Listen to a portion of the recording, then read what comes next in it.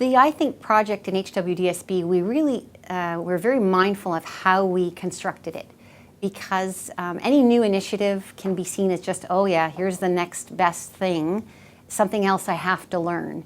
And we really wanted to make sure it wasn't perceived as such.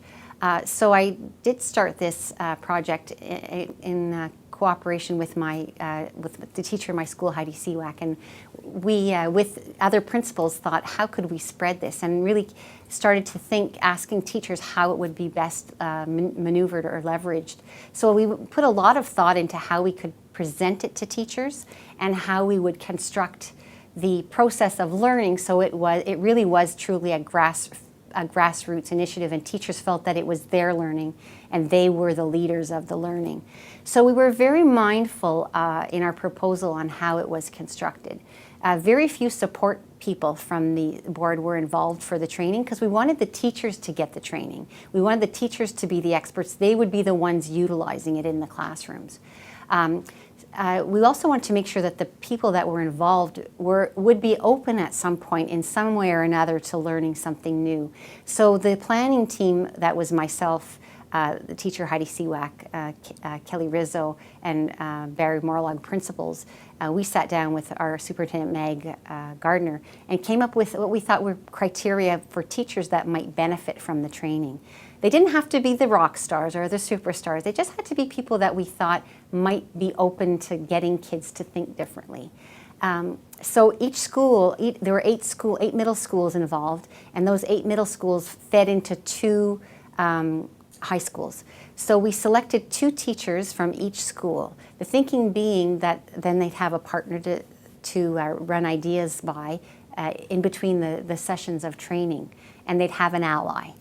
The principals were given a one-day session of Rotman training so that they understood what their teachers were getting into, and they all were given a copy of the book by Roger Martin, The Opposable Mind. So they had a framework for understanding the training the teachers would be getting. We also layered a support group. So there was a support planning group, and that included all the 21st century consultant, the elementary consultant, and the student success teacher.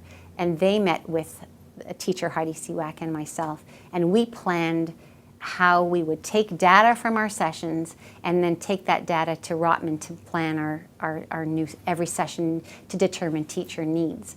Also, in the interim of the teacher training, we met so that because those consultants and student success teachers took on different schools, and they would touch base with the teachers and work with the teachers as they developed the tools. So the consultants' capacity was built as the teachers were learning. And then we would come together and talk about what we were seeing out there, what I was seeing in my school, what the teacher was seeing in her school, and the consultants and student success teachers were seeing. And we would form ideas on how the progress of the project was developing.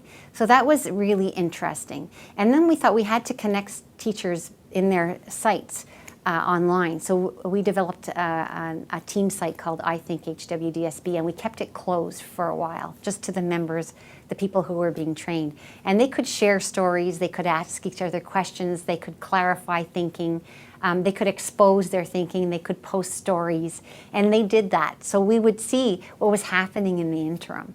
And we also used that as data for understanding how we were moving forward in the interim. Those initial 23 teachers became what we called our teacher leaders, and they, once their training was finished, we sat and talked about what can we do with this learning. It can't just sit in these 10 schools. So we were granted some money, some funding for a second cohort to be trained, and those teachers came from different clusters in our board. And the interesting thing was that it was the first cohort who ran the second cohort's initiation into integrative thinking. And they displayed their thinking and their practice. The teachers from the second cohort came with their principals to learn about the things they could do with it. And we had a great celebration. We had lunch, and we really treated it like a big party. So the second group was hooked from the onset because they saw that, wow, this is wonderful, let's go. And so then we had 20 other teachers trained in that, and their principals had a glimpse of what it was as well. Since then, there's been some summer training, and this year, more formal, a third cohort was trained in its entirety. So now we have 75 classroom teachers that have the training, and they meet now in separate groups on their own. I know of 2 or 3 groups that meet on their own as their own professional learning community, and they meet on their own time. Recently, one of our initial cohort members, a high school teacher, Peter Toth, he started a celebratory sharing session at his school where some of the first cohort people came, other teachers within his building who are now trying it came, and they shared as almost like a little showcase of things you could do for deep critical thinking. And teachers were invited from different parts of the board, and 150 teachers showed up on a bad snowy day to the high school to see and share their stories. So viewing it like story sharing and that we're building the expertise of teachers, I think was foundational, because they truly believe that they are the leaders and they are willing to spread their expertise, and now are being asked to give sessions with Rotman when the training happens, as well as after-school sessions for teachers as they build capacity throughout our board. I think that the teachers who are in the first cohort have developed friendships between the schools, and they've brought their friends into their little school networks, and now are sharing their stories with each other informally.